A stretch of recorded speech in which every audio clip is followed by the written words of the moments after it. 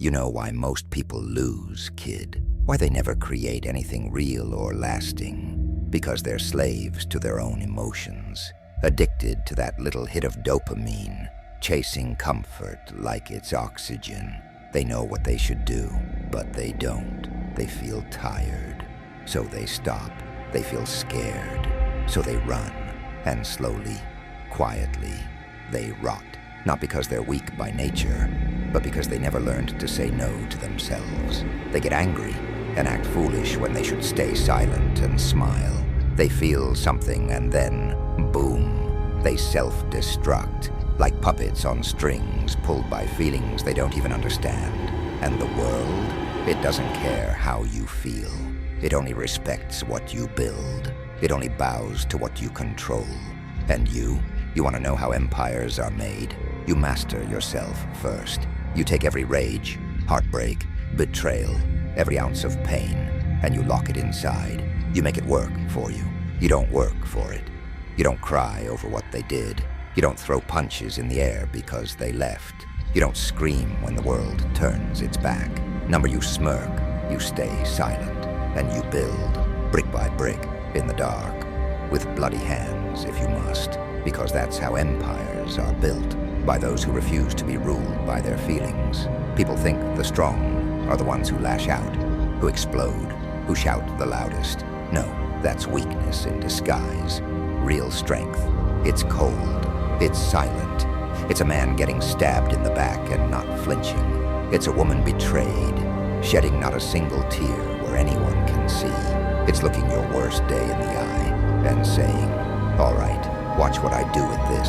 Feelings are wild dogs, kid. If you don't train them, they'll tear you apart from inside out. They'll have you doing dumb things, burning bridges you should have crossed, kneeling when you should stand tall. Feelings make fools of people every day. The winners, the real winners, they lock those dogs in a cage and only let them out when it's necessary. Calculated, controlled, deadly. Not every insult deserves a reply. Not every betrayal demands revenge.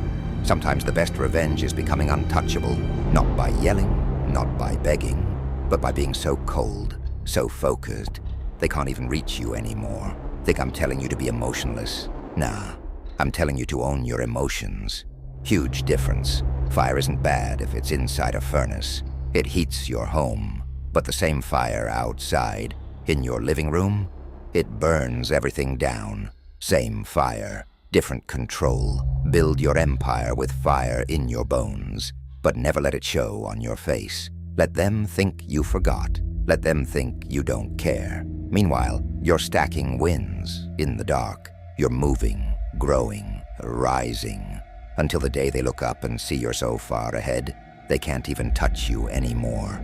And by then, it's too late. They laughed when you were low. They'll bow when you're high, but only if you don't let your emotions burn you out, like every other fool who can't handle the heat of the game. Want the truth, kid? Life doesn't care if you're tired. It doesn't care if your heart's broken. It doesn't care if you did everything right and still got screwed. Life moves on, with or without you. So you've got to be colder than life itself. You've got to be a storm no one ever sees coming.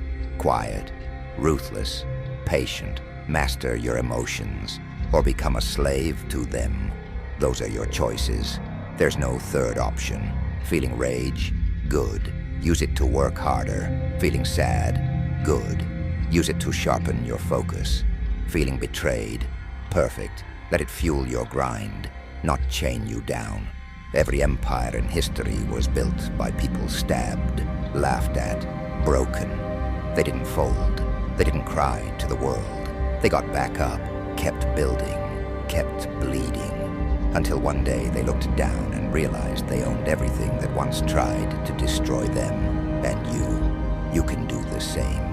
If you're ruthless with yourself, if you stop pampering your feelings and start mastering them like a king. Because in this world, kings don't cry in public. Warriors don't explain their pain. Builders don't waste time whining over broken bricks. They get up, they move in silence, and when the dust settles, it's their flag.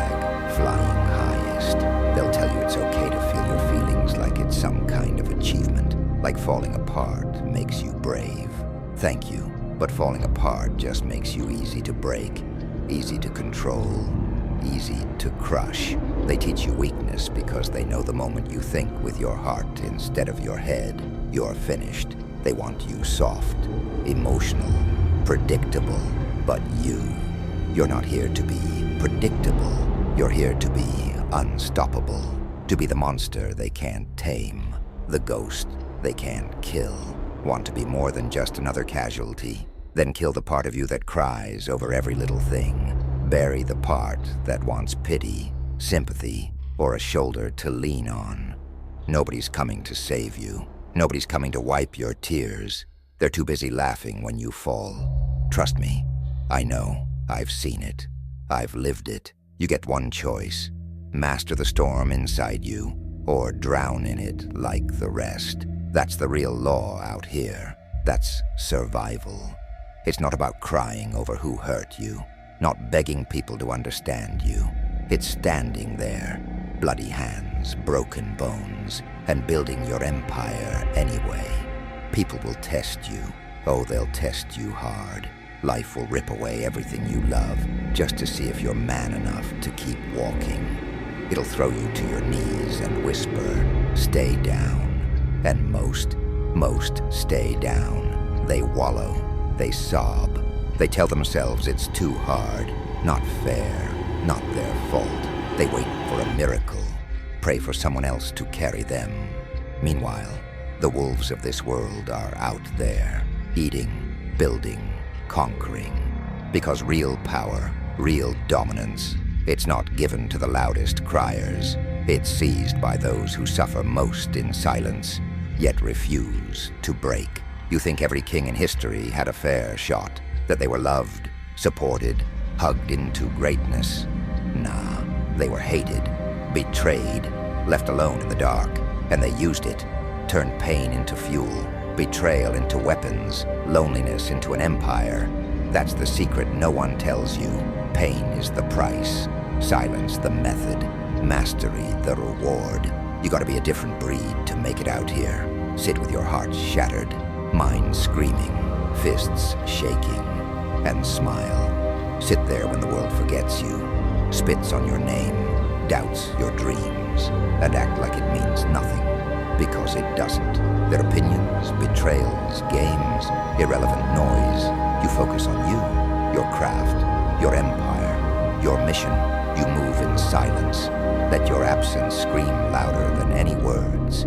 Let your progress be the slap in their face. Don't chase closure. Don't beg for apologies. Don't seek validation from clowns who never had the vision to believe in you. You become so solid, so cold, so calculated. Even the ones who left you for dead can't deny your existence when you rise. Control, kid. It's all about control. You gotta be colder than your circumstances, colder than your heartbreak, colder than your enemies. Not heartless, controlled.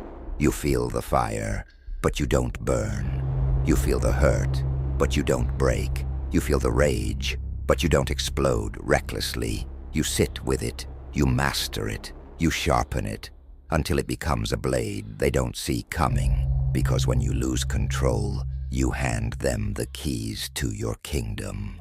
When you get emotional, you tell them exactly where to stab next. But when you stay silent, stay still, they panic, they wonder, they get scared. Is he planning something? Did he move on? Did he get stronger? That fear, that confusion, that's power. Silence is a weapon. Coldness is armor. Discipline is your sword.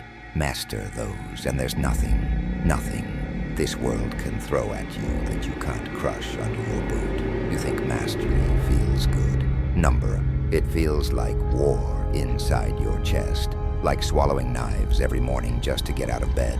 Like stitching your own wounds in the dark because no one's coming with a bandage. Mastery, growth, discipline. It hurts.